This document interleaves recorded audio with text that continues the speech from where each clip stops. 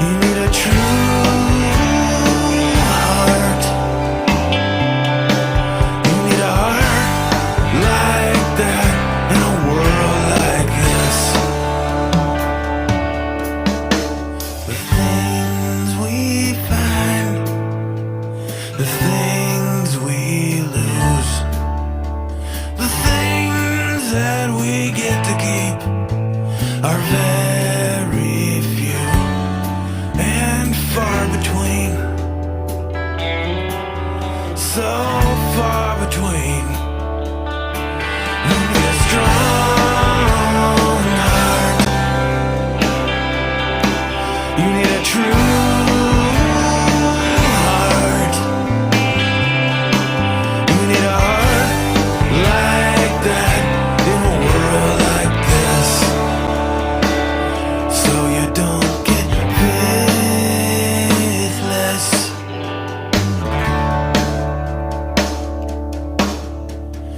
Faithless. You might get faithless.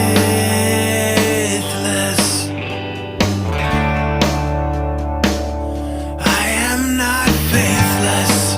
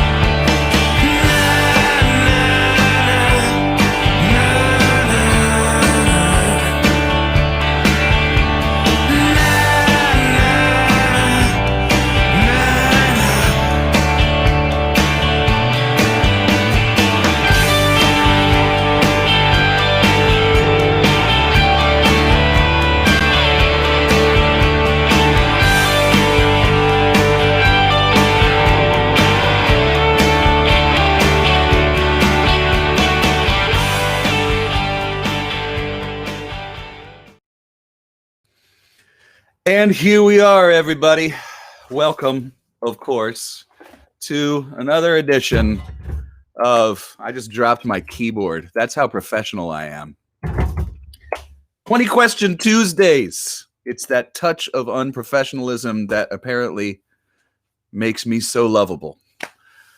That's not true. So... 20 Question Tuesdays, if you guys don't know, first of all, I want to thank Austin Music TV, which is channel 16 in Austin on your cable networks, channel 99 on your ATTUverse. And this is 20 Question Tuesdays. And my name is Jeff Plankenhorn. Basically, what happened was as soon as the pandemic started getting off and everybody was locked down, I just got online one day randomly and just started taking questions from musicians and people who were interested in music. And I would just get on every week and I would take questions from anybody. And it was so much fun. And it was so wonderful. And all sorts of people started showing up. And then when Austin Music TV was nice enough to ask me to do this, I had to get one of those cool apps where you can broadcast to a bunch of different platforms, including their TV station. And long story short, an app all of a sudden came through, like something you could do with it where you could invite a guest. And I was like, why would I not invite guests every week? First was Michael O'Connor, then was Jamie Harris, then was Scrappy Judd Newcomb. We've had Ruthie Foster, Ray Wiley Hubbard, Bill Kirchen, all sorts of people. Next week, my guest will be the wonderful and fabulous and amazing Kimmy Rhodes. And I'm just about finished with her book, which is really incredible as well. But I'm so thankful, and thank you, everybody. We're splitting the tips as always because I like to help out my, underemployed musicians right now. It helps us out. Little gas money. It's a good thing to do. But without further ado, because I love your questions more than I like hearing myself talk, I'm going to introduce Mr. Jon Dee Graham, everyone. Welcome, sir. Well, hello, Jeff. How are you? Man, tickled pink, as you are. As I know. I got the colored lights up. I like it. I like it. Whatever. By the way, Kathy McCarty, right off the bat, saying, "Looking good. House is clean." Well, I am married, and we are in like a 1-bedroom. Well, really, just like a 1-room studio apartment. So, I gotta keep it together because otherwise, my poor wife, she'd kill me. Yeah, you got to be tough. You got to do the best you can, and I've learned a lot of things. Haven't asked McCarty. Haven't asked you what. Anyway, we're going to get into the people's questions. We've got wonderful people already on here. Jenny Booth, Terry Hudson, Kate Howard, Kathy. I don't know what she's mad at me for, but she's mad at me for something, John. You're seeing this chat too, right? Can you see the chat there? Yeah, it says I'd have to reload, and I'm just not. Don't worry about it. I'll read all that stuff for you. Your skills, as you know, my IT guy. I'm going to also apologize immediately because with this format, I tend to interrupt often. I'm going to blame it on the delay, not that I'm a talker. So anyway, I haven't asked you. Thanks. I just got called dumbass. That's great. Early in the first 5 minutes. So that feels good. Yes, I would love to have Kathy on the show. Kathy, let's talk December. But what I really love about this is that I get the questions from the audience, and that's the coolest thing about it. And I'm going to start with a question all the way from Berkeley. Betsy from Berkeley has a great question. And Betsy from Berkeley, who says she wants to know, and you could talk a little bit about it. How did you first start drawing his beautiful bears that we love so much? And you can talk a little bit about that for people. Okay. Well, the truth is like in my mind, which is of course a cramped and dangerous place, I thought that I had just started doing the bears in the last 10 years or so. But Kathy McCarty actually showed me bears that I did like as far back as 80 something. And then I started going through my journals and found bears from like the early 80s. And really? Yeah, and I actually have a collection of different bears here. Some of the early stuff, like noun verb. Yeah.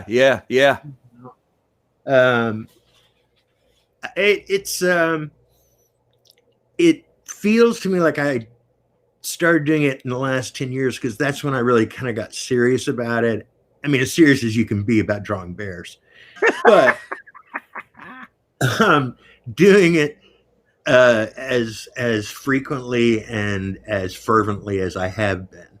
And there's like some interesting stylistic stuff that's changed along the way, but it's still basically one line and a dot, Well, and you started just kind of etching them out, and when they came back, tell me if I'm wrong, that it would be kind of like on a love note for Gretchen, or when you started bringing them back, it was something like that, and they would have like a bit of a theme to them. For those who don't know, I mean, this has turned into calendars, which Lady D was nice enough to put a link in there for us.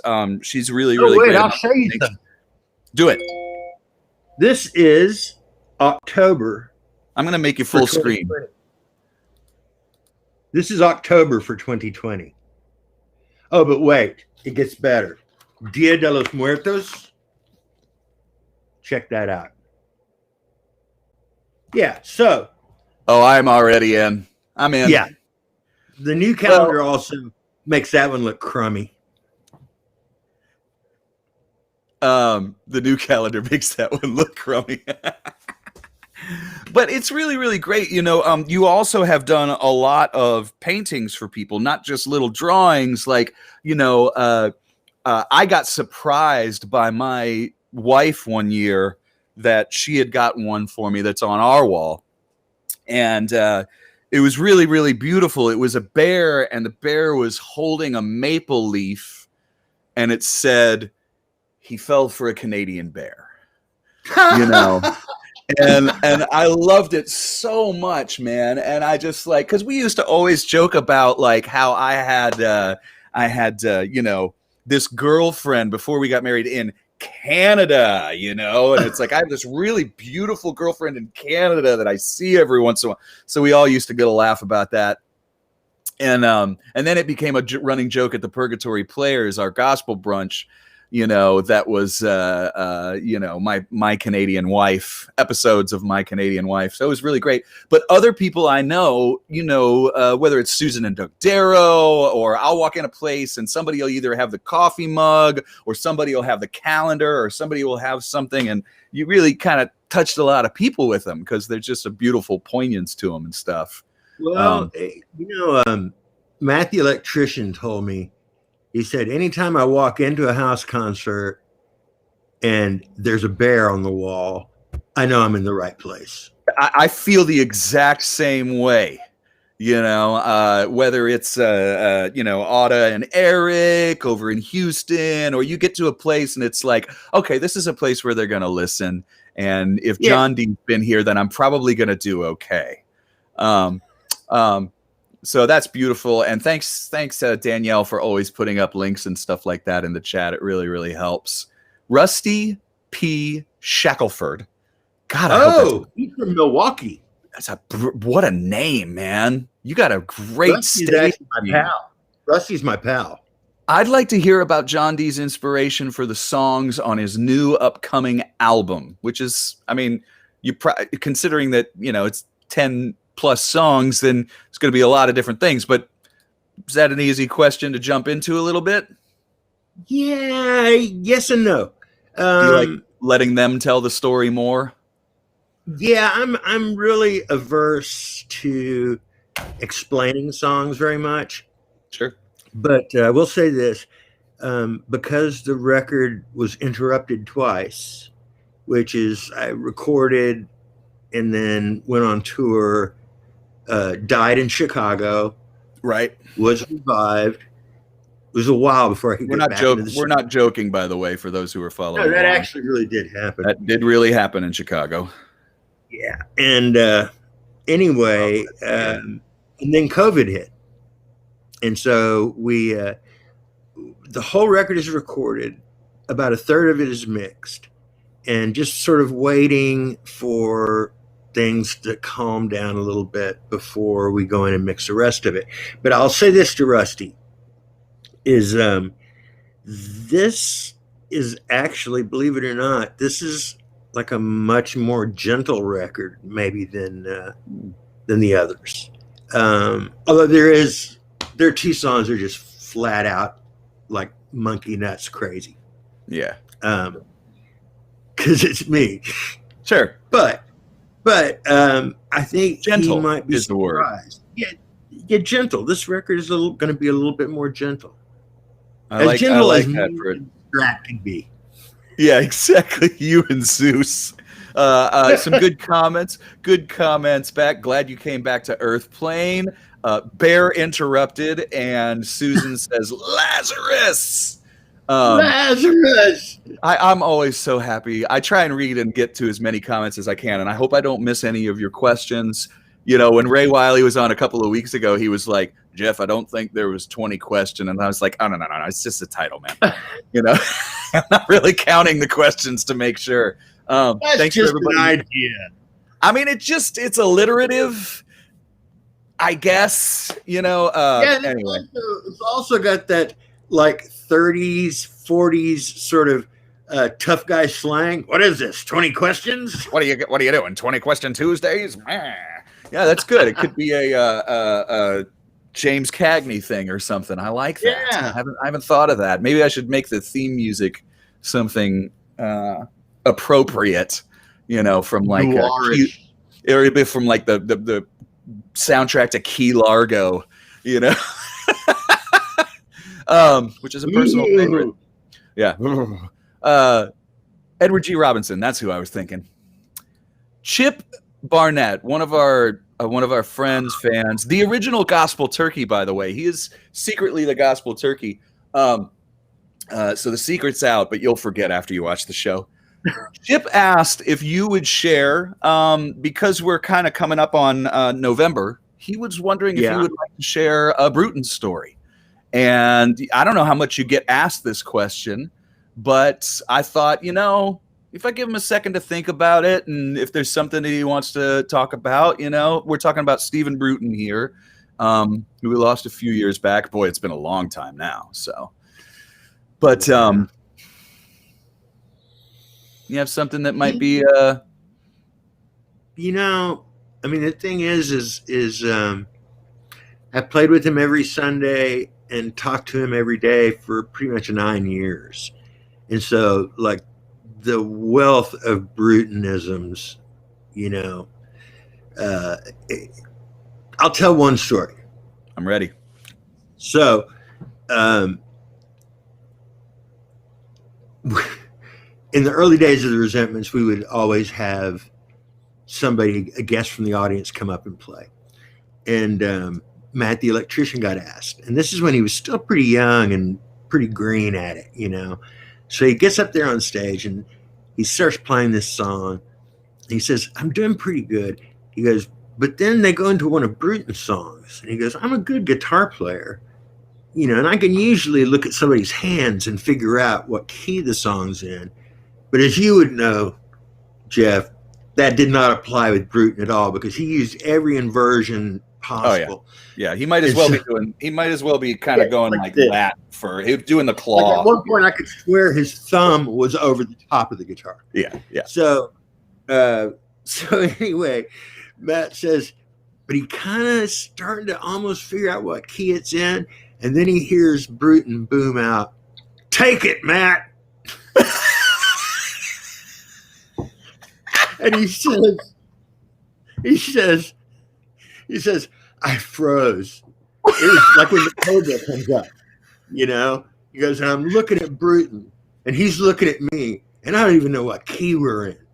He says, and in his eyes, I can see 3 things. One thing is, I thought you were a player.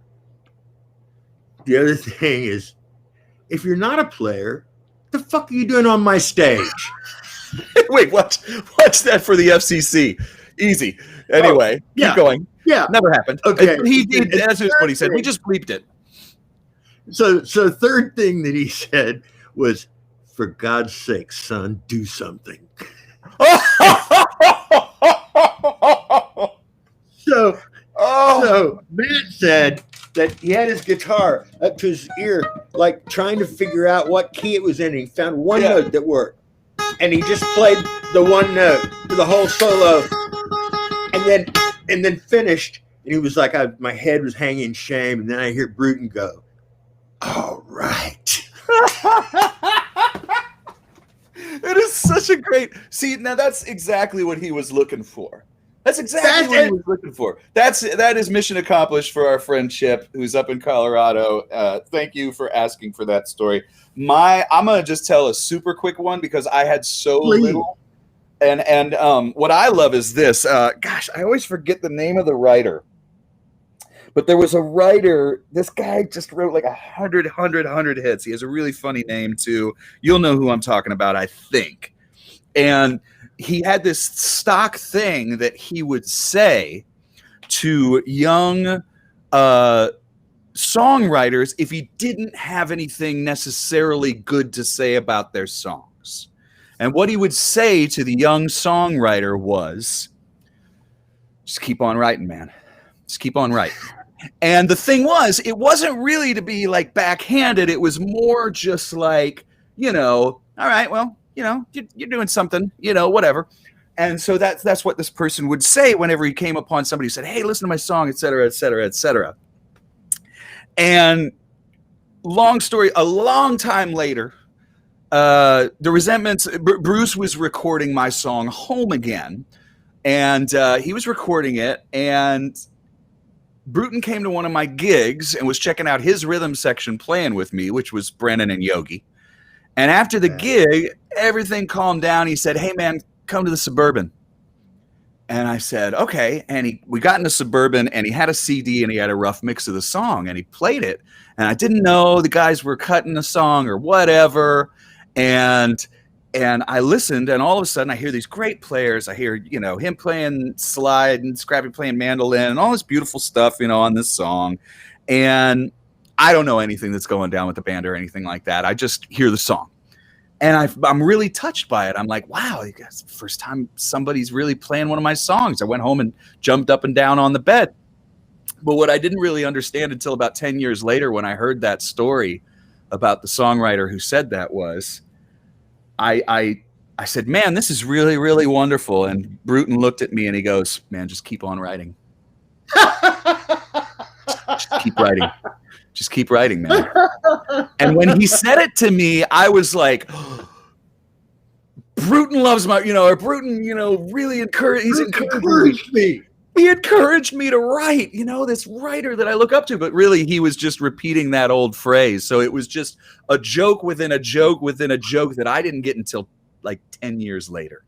Which is very, very, very Stephen Bruton, that Fort Worth, whatever, tall Fort tale. Worth Panther. Yeah, the tall tale thing. Hey, Doc Tari, welcome. I'm glad you're here, man. I bet you anything, Doc Tari is going to ask us what books we're reading right now. And generally, depending on the guest, I have to say whether it's with or without pictures. But which is mostly me. But Doc Tari tends to ask, I'll ask you, are you reading any books right now? Without pictures or with? Actually, both. I've been doing this thing since the pandemic called Story Time with Uncle Baggy Pants. Oh, now I was going to ask you about this. We have some questions, so please. Okay, so basically, it's also known as Tio Pantalones, which literally translated means Uncle Pants. Uncle Pants, yeah. So, my mom would give me a children's story, give me a children's book every birthday until she died. So they're more than children's books. And if you really start reading when you read more than like 10, all of a sudden you realize it's a superior form of writing. And it's also really hard to do. And so the one book that I want to tell you that everyone should read from the age 3 and up is a book called Sylvester's Magic Pebble. Okay. And it was I'm written by William Steig, Steig. And he was a illustrator for the New Yorker for years. And he didn't publish his first children's book till he was 61. And Sylvester is incredible. It's incredible. Yeah. I put it up there with War and Peace. I mean, it is. Maybe Danielle can put a link for it if she's happening right now, or so Susan. Good. Yeah. And then the book that I've been reading most lately is this book that came out in the 40s by a down and out boxer named Gene Tully. And the book is called Bruiser. And it's all about this guy during the Depression who rides the rails to box in homemade matches, like at the auto parts, at the garage or in somebody's barn. And so he's just riding the rails around the country, boxing amateurs. And it's amazing.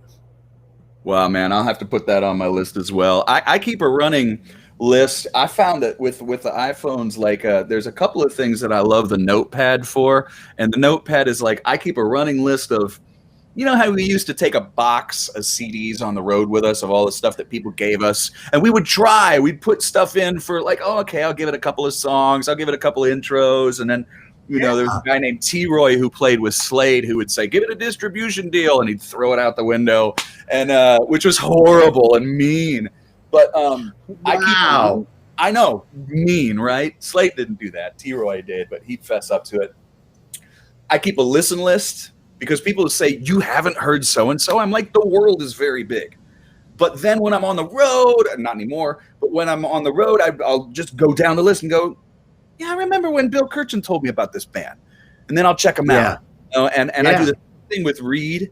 And so I have this beautiful long list of books that everybody, you told me about one. What was the hotel? Up in the Old Hotel by Joe Mitchell. I got that one off on my list from you. And so I love it when people put that on because I'll get to it someday, hopefully. And if I don't, it just kind of ensures that what I'm reading is like totally varied and like who knows what I'm going to get into next. Like right now, I'm reading stuff that you might not have been able to find on your own. Like it wouldn't have come to you except through this other person. Which is so cool, musically, movie-wise, reading-wise. And that's what I love about this show, too, is talking to like such diverse group of folks. One thing that was on my read list was when I was in Scotland with Eliza Gilkison, we played a place called Oran Hall. And Oran Hall's in Glasgow. And on the ceiling, there were all of these murals with a little bit of poetry. Well, I loved the poetry that was in the murals. And I loved the murals. And I was like, so who is this? And the Scots were telling me in their Glaswegian that I could barely understand. Oh, Alistair Gray, oh, it's him. So years went by. About a month ago, I looked the guy up. Sadly, he passed away like 2 years ago. But he has a novel called Lanark.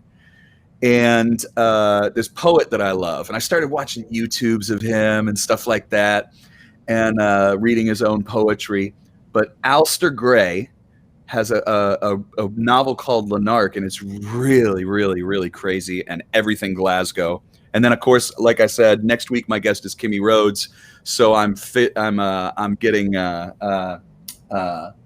Radio Dreams, which is Joe Gracie and Kimmy's book.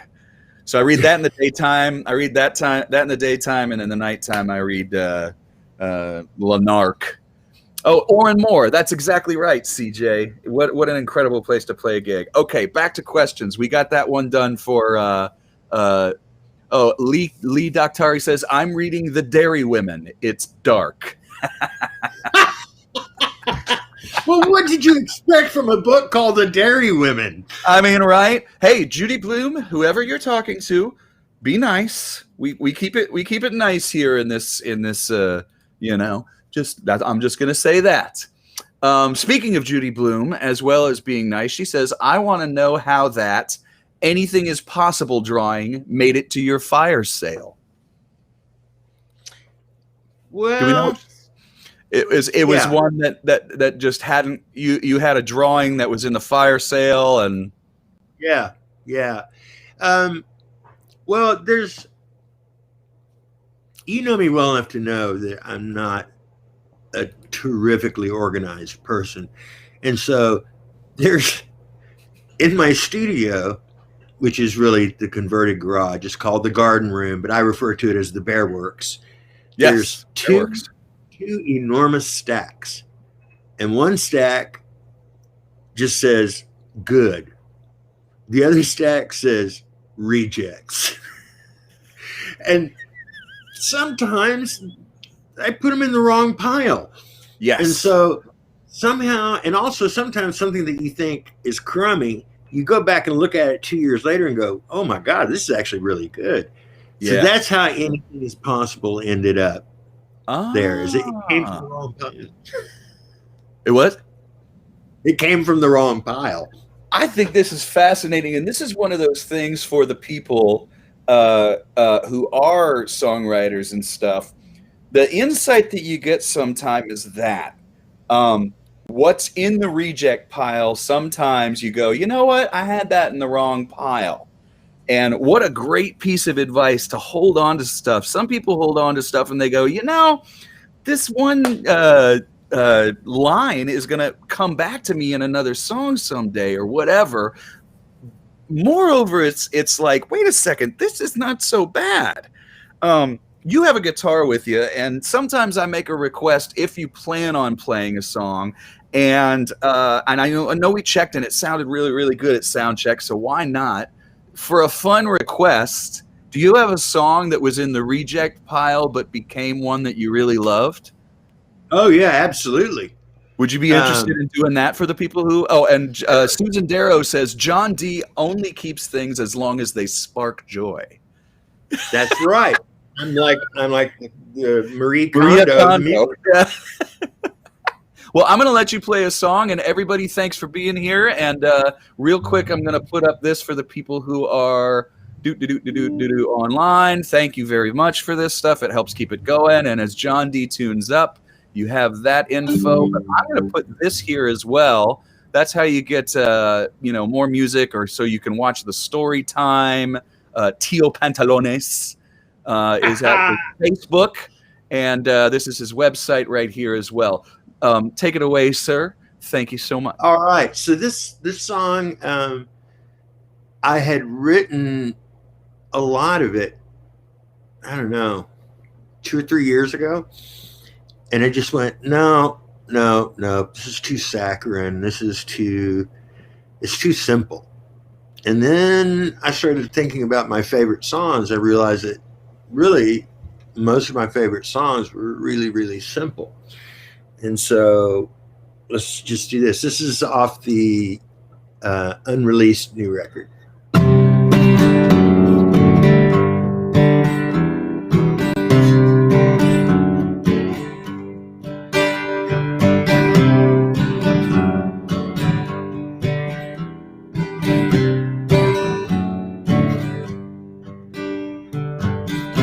Everywhere that I have been, everyone that I have met, every sun that rose and set, it brought me here to you. That's right, it brought me here to you.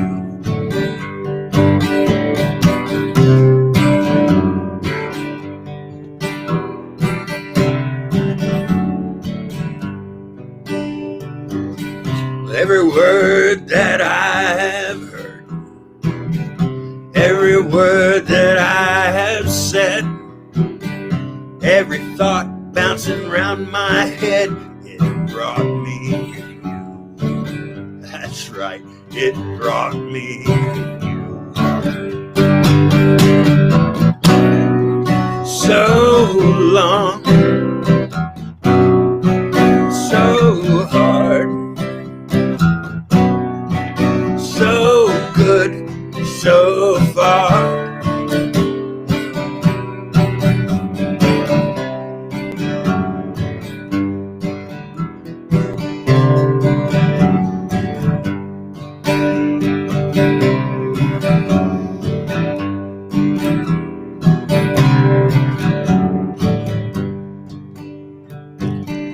Every mistake I have made, every single mistake I've made, that's right.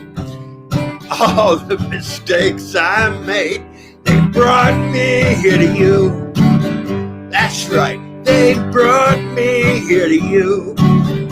Yeah, they brought me here to you. Yes, they brought me here to you. That was for Susan Darrow. Absolutely brilliant, as always. We have a few things I would like to mention. My friend Bonita, who I believe is in Hotlanta, says, new artists for me. I love that. This show is great. And she also said, hi, honey. So I'm glad, Bonita, we are now at the place where you're gonna call me honey. That makes me feel very, very nice. We got some big hearts. Kate Howard says, I love this song so much. Jenny Booth, I love Jon Dee so much. Thank you for this. Terry Hudson says, I love this song. One thing I love is our good friend and a person who sure helps out. And I don't mean to kiss the butt, but I'm going to do it a little bit right now. Peter Blackstock is here. All the writing and the stuff you Peter. do. Man, you really help us out a lot. He says, how could the father of the guy who wrote Rock and Roll in the Street be concerned about a song being too simple? I love your comments, man. That's pretty insightful. Is it? Okay, we will like that. Okay, Hey, so a hold couple on, of things. Hey, Hey, who company. is that? It's Winston.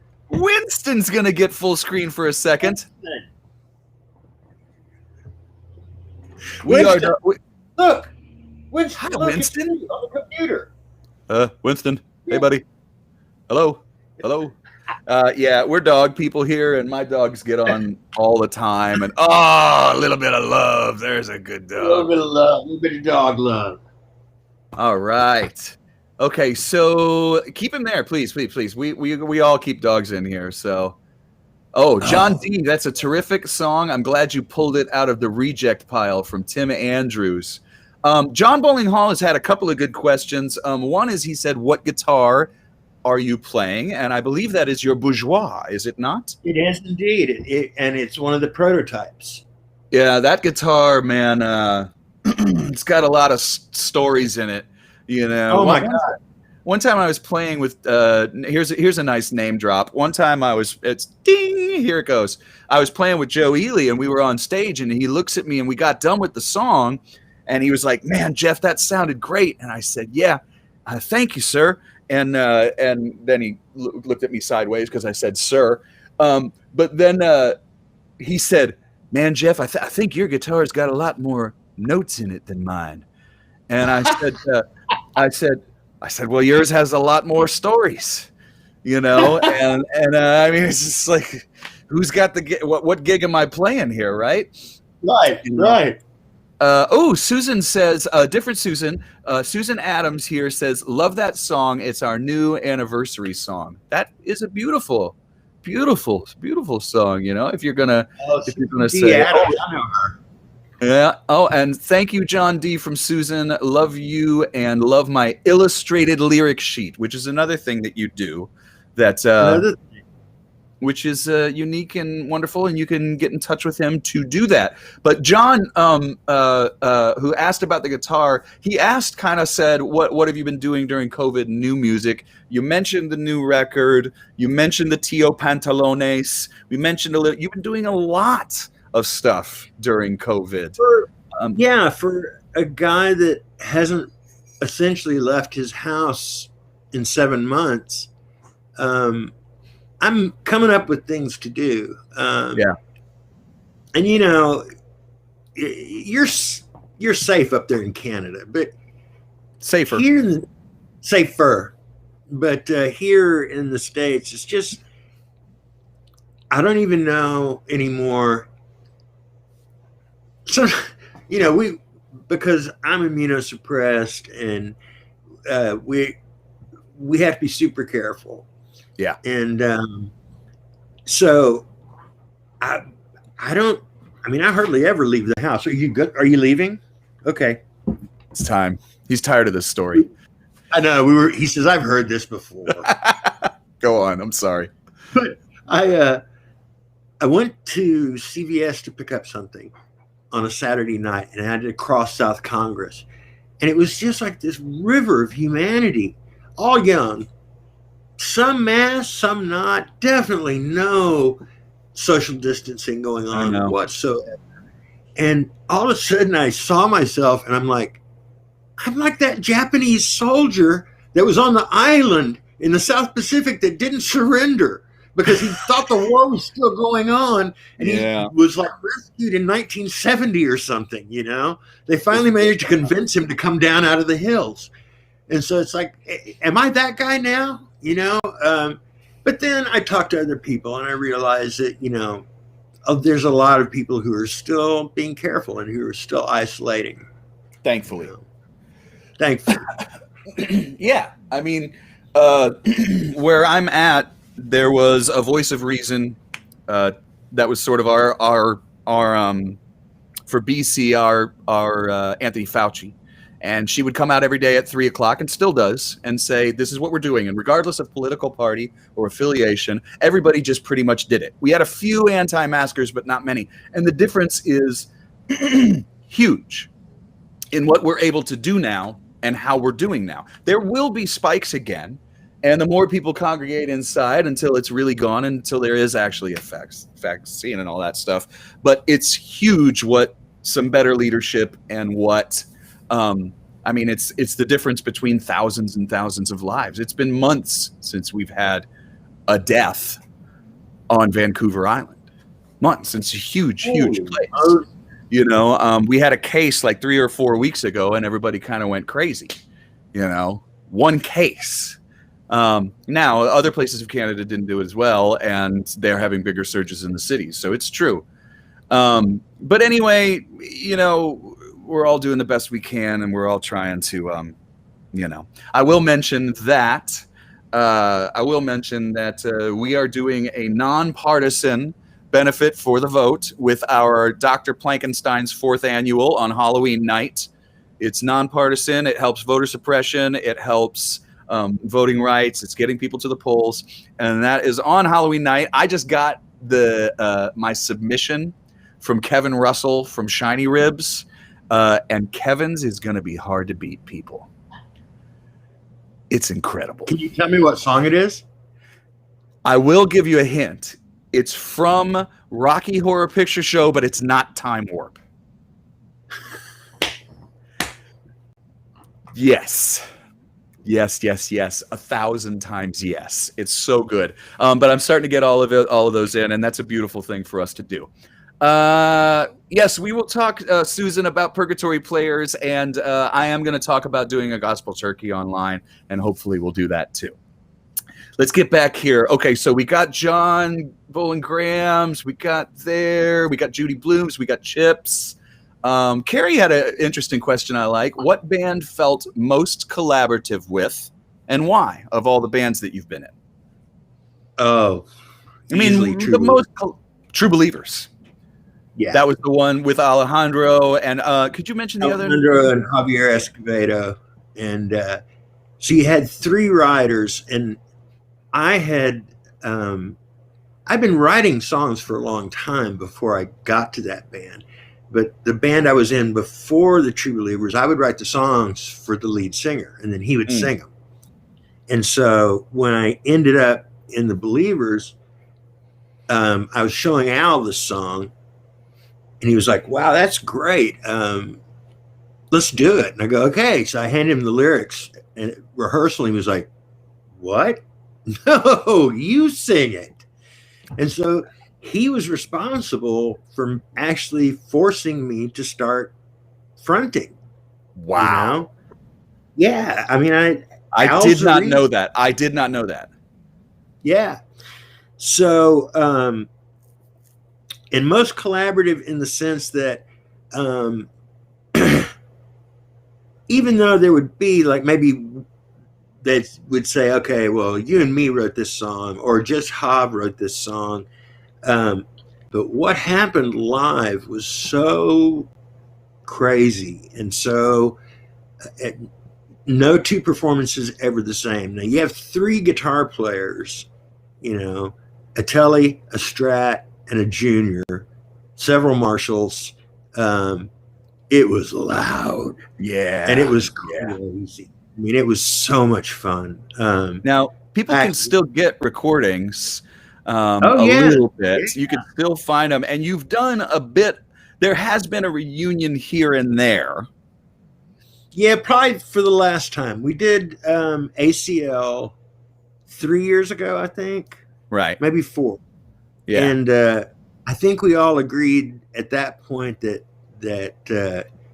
it was best just to retire. You know, sometimes, man. Sometimes you got to stick a fork in it and say it's done and enjoy. Yeah. And you know what? It's not like we did it because it's not like we quit doing it because it wasn't fun or it sounded bad. It was just it started to feel a little bit like we were Civil War reenactors. Oh man, what a great description. You know, where it's like, wait, that's the wrong bandana for 1985.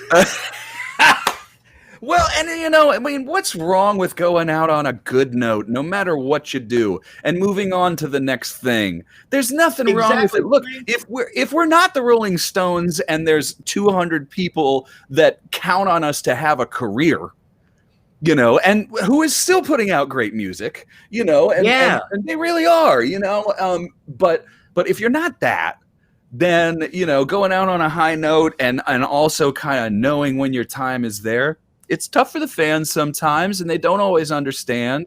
But, you know, even the Beatles broke up. you know, Yeah. and it's the way it is. But Carrie, that was a really great question, and that's what I'm always talking about on these shows. I could come up with questions, but a question like, what band was the most collaborative for you? I've never asked that question to anybody who's been on here before. And we as Austin people, we play in many bands. Oh yeah, everybody I know plays in at least 4 bands. Exactly, right? And so what a great question. I really love Can I that one. tell one quick story? I would love that. Yeah, please. So I don't know. It's just the pandemic, I think, has made not just me, but a lot of people sort of turn inward, which in my case is not a good idea. Depends on which part of the inward, right? The head, right. No. The heart, yes. The heart's cool. The heart's cool. But I just started thinking about our time in the Believers. And we literally went from playing at this little club called The Beach to going on the road with Los Lobos when they had their first national hit. And we spent a year and a half following their bus around the country. That's and playing to sold out, playing to sold out theaters, and they were great guys, and incredible musicians. Incredible musicians. We learned so much being with those guys.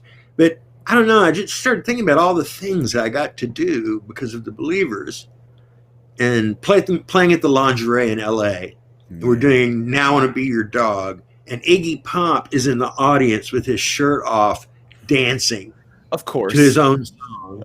Oh, God. Then the show's over. We rush out and get in the limousine that's going to take us to the airport so we could fly overnight to New York for the new music seminar. They turn on the radio and they're playing Hard Road off of our record on the radio. Oh, this is what I'm talking about, man. Serendipity. There's this other thing when we were in Canada and we'd stayed up all night, had this salmon barbecue on this dude's rooftop in Vancouver, drinking too much and had to leave at 5 the next morning in order to get to the next place. And when we were crossing the Canadian Rockies, we stopped. Yeah. On the way to Chilliwack. And it was like, oh my God, this is gorgeous. And we just got out and started wandering around. And Al and I because he and I were roommates when we were on the road. And Al and I found Alejandro Escovedo, everybody. Yeah. There was this little clear mountain stream running through the rocks over white sand. And we looked at each other and we just dipped our hands down in it and drank. And so I just started texting with Al and going, do you remember this? And do you remember this? And do you remember this? And he was like, yes. Yeah. And then he said, we were rock and roll astronauts. John, man. And that's how it felt. We went to the moon and back. Now we're living in a trailer house. Well, exactly, right? Well, to a certain extent. What's that? I heard the other day, we used to take acid and go to hip joints, and now we take an acid and worry about our hip joints. It's kind of true, even at my age. True. It's kind of true. Well, our friend Kate Howard has a question, and she, the Austin word woman herself. Dorothy Parker of Austin. What's that? The Dorothy Parker of Austin. Fair. I like it. Apropos.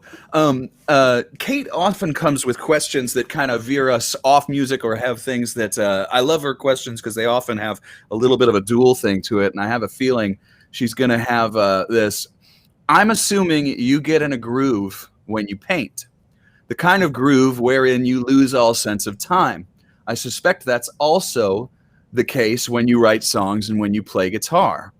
And man, I could talk about this, but I'm curious to hear what you have to say about it. Please expound a bit on the qualities of each groove that distinguishes them from the other. Mainly, I'm interested in the aspects of them that delight and surprise you. Okay, let's just hone in on that. Such a good question. It really is. You can count on Kate. Okay, this sort of relates back to earlier when you and I were talking about judging your own music or judging your own art and being wrong. Well, both with the painting and the drawing and the writing and the music and the songs,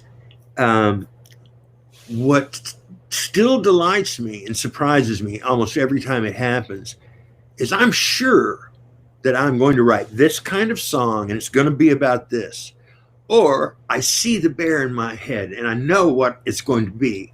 And I'm always wrong every time. Like what I end up with is inevitably different, but it's also inevitably better than what I'd imagined, you know? And so I had. Do you think that's kind of a trust the muse kind of thing? Absolutely. I mean, I agree that there's a great deal of craft. Sure. And I'm not downplaying craft, but the songs are in the air and you just have to sort of like be patient enough to pull them down. My song, World So Full, which Kate Howard has covered. Yeah. And, one of my favorites. That song came about because I was on tour and I had a night off. And so I was like, I have a day and a night in this hotel room. I'm going to write a song. And so I sat there with my legal pad and my guitar and I just hacked away at it. And it was like a cartoon of a writer. Like in one corner of the motel room was this giant stack of wadded up yellow legal pad paper. And I'm like, this is crap. I'm a joke. Yeah. And so finally I'm like, you know what? I give up. I'm done. I'm going to go get some ice cream. So I got my little rent car and I started off down the road and it was evening and I saw the first star come out. Bink. And in my head, I swear to God, in my head, I heard, little star, hang on tight. And immediately I stopped the car and pulled over to write it down. And it kept coming. It took me as long to write World So Full as it does to sing it. Yeah. And it was almost like, which is not always the way it happens, by the way. No, hardly ever. Like it's 3 times in my life. And I've got 13 albums. So the Thunderbolt is like it's like the scene where the Blues Brothers see the light. It's like, does that happen to everybody? No. Does it happen all the time? No. But and it was pretty beautiful because the way that I interpreted it was that the song gods had just sat there and watched me all day in that motel room. And they're like, all right, he's about to give up. Okay, give it to him now. Exactly. You know what's really great about this, too, that I'm going to interject, if you don't mind, is that Kate Howard hipped me. Kate, forgive me, and please put it in the comments. The writer who wrote Eat, Pray, Love. She sent me, one of those YouTube things. Maybe it was a TED Talk. Can't remember what it was. And I watched it and I was like, this person really talks about the process in a beautiful way. And talks about kind of like, it doesn't have to be necessarily so painful to write. It doesn't have to be that way. It doesn't have to be, Peter Blackstock. Yes. Love that World So Full story, Jon Dee. Me too. What has to do with this is this story, and please, Kate, if you get a chance, put it in there and let me know what that writer's name. It's the woman who wrote Eat, Pray, Love. She's talking about Elizabeth Gilbert. Thank you so much.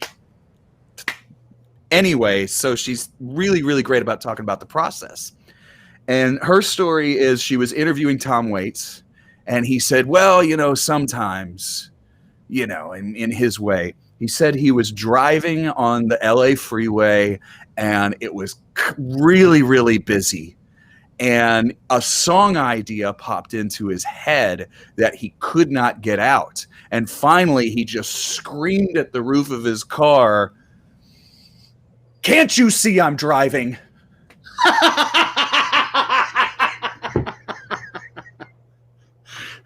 Okay. Right?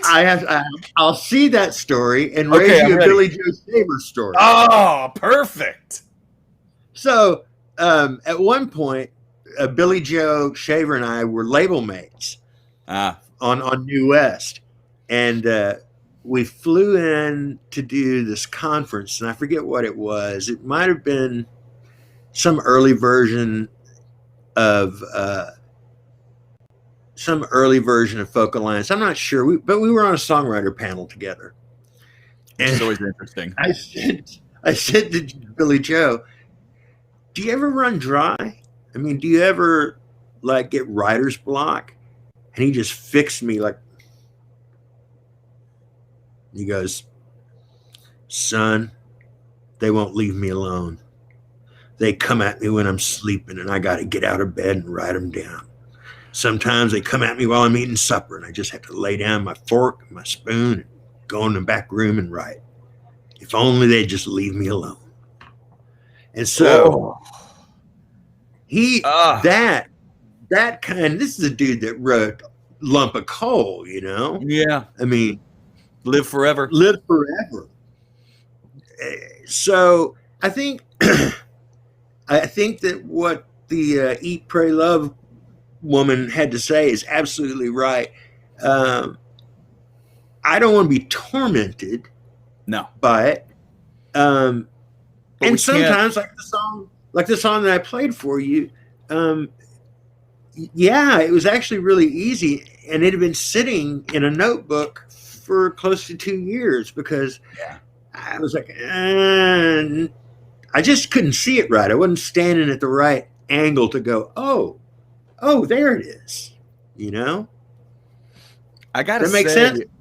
Oh man, so much sense. I mean, and that was the thing too. I remember reading a very short book of Guy Clark's, and he's sort of in that pantheon. I mean, 100% in that pantheon of I'm driving. He literally gave the advice. He's like, if the song idea comes, you have to stop the car. You have to stop. You have to get that bar napkin. You have to do something because it's gonna be gone.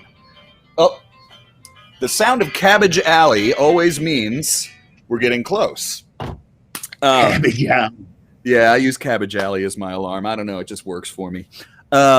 So, you know, we have to stop and we have to kind of respect the muse. I truly believe, too, respecting the craft and doing the work is equally there. But just being ready for it to come out of the air, you know, sometimes it's just something that I would say to anybody and that I have to tell myself to be ready for it.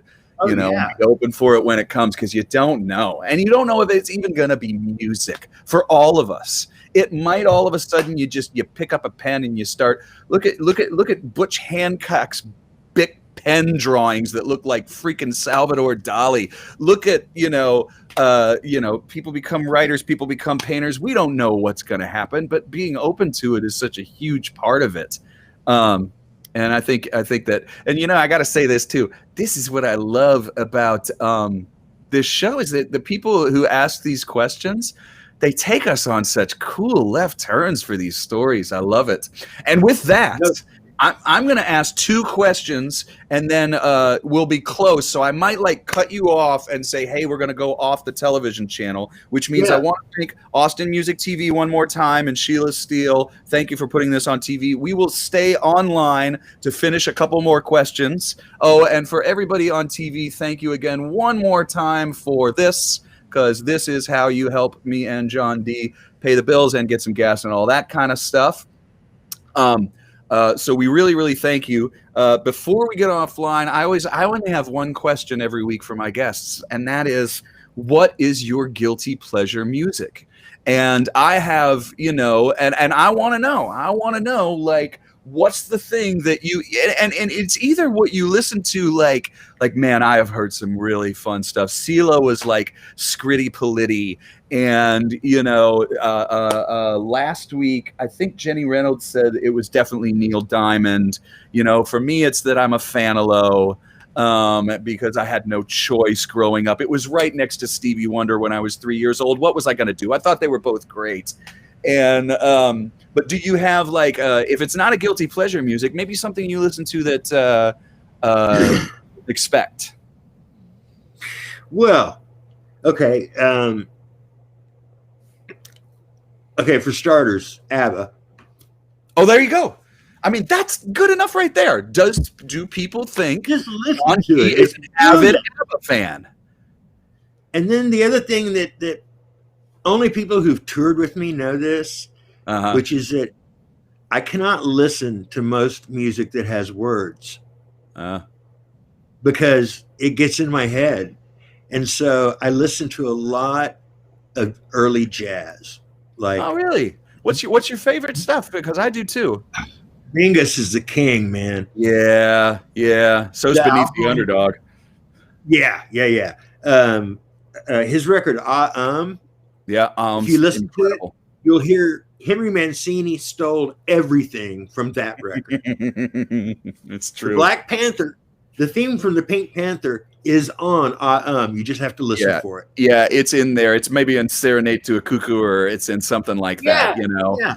It's in one of those songs. Wow, that's cool, man. Well, that's two exact examples of stuff that we may not think that you might be into. Kathy McCarty says, Monk. Of course, we love Monk. Okay, 30 seconds left online right now. So one more time, everybody, I want you to know that this is on television. This is Jon Dee Graham. These are good places to find him. And Jon Dee, thank you so much. We're about to go off and just be online. Jon Dee Graham. Yeah. Thanks, man. You're very Thanks, welcome. everybody. Yeah, it's pretty cool. Thank you, everybody on Austin Music TV.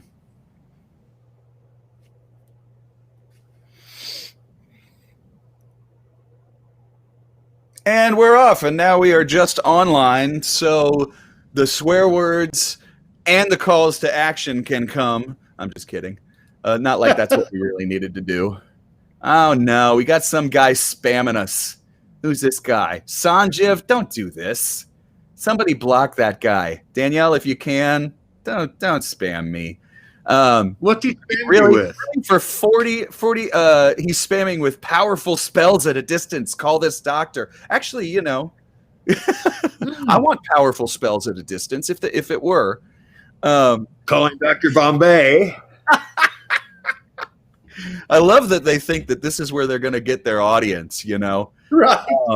They Although think, it could I know what I'll also be do. true. I'm gonna spam Jeff Plankenhorn, who I just found out about, and get, you know, email Druzo Spellcaster for quick and effective results. Block that guy. Thank you, please. Okay, so a couple more quick questions for those of us who are online. We really appreciate the tips. And let's see, what did we miss? Scrappy Judd Newcomb, who you've never met before, but he does have an interesting name, says, when did you first become acquainted with the Kronos device? Oh, Scrappy knows that we cannot talk openly about the Kronos device. We're not going to talk about the Kronos device. Okay, we can't talk openly about it. It's sort of a Fight Club. In fact, I never actually said that word. I never said that your mouth at all. combination of words. Okay. But All right. Scrappy, know you want it.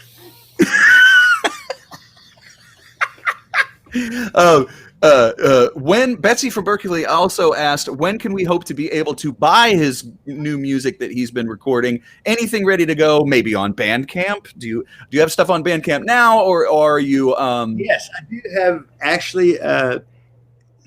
My record garage sale is on Bandcamp, and it has some fantastic songs on it. And my son William actually told me that it was his favorite record of mine, which is great and weird because he doesn't like any of my records.